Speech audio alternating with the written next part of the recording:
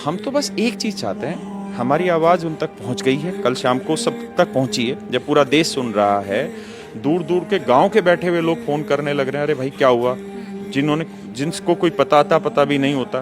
तो सरकार तक ये बात पहुंच गई है। सरकार को ये समझना होगा कि आप एक ब्लाइंड बच्चे को, एक अंधे बच्चे को जम्मू से सेंटर देते हैं एग्ज़ाम का दिल्ली। एक अंधा बच्चा जम्मू से दिल्ली आता है और जब वो दिल्ली आता है तब उसे पता चलता है कि उसका सेंटर बदल दिया गया है, दिल्ली नहीं, अब वो वापसी जाने लग रहा है। तो आप सोचिए क्या वो बच्चा देगा एग्ज़ाम? नहीं। अब आप ये सोचिए एक बच्चा है या एक बेटी है, लड़की है, और वो राजस्थान की रहने वाली है, उसका एग्ज़ाम सेंटर डाल दिया गया अंडमान। अंडमान जाने का कितना खर्चा लगेगा? आज के टाइम में फ्लाइट भी करेगा 20-25 हज़ार रुपये मिनिमम खर्चा लगेगा। एक बच्चा जो 99 रुपये का कोर्स नहीं ले पा रहा है, वो यूट्यूब पे पढ़ने लग रहा है। हमारे यूट्यूब पे सब्सक्राइबर क्यों हैं? कोई हम आप लोगों की तरह कोई न्यूज़ चैनल की बातें थोड़ी बताते, करंट अफेयर थोड़ी बताते, हम पढ़ाते हैं यूट्यूब पे फ्री खड़े होके वहाँ पे। तो बच्चा इसलिए हमसे 80-80, 90-90 लाख जोड़ा हुआ 8-9 मिले।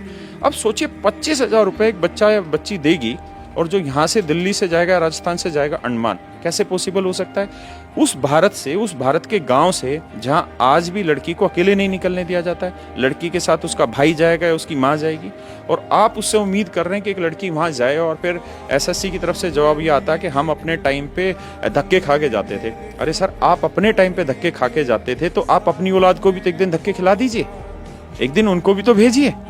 भाई यहाँ जितने भी बच्चे हैं वो किस बैकग्राउंड के हैं? कोई प्राइवेट स्कूलों के पढ़े हुए थोड़ी बच्चे हैं, सारे सरकारी स्कूलों के पढ़े हुए बच्चे हैं। तो अब इस चीज़ में तो मुझे लगता है कि कहीं से कहीं तक भी औचित्य नहीं है कि इसका कोई जवाब दिया जाए।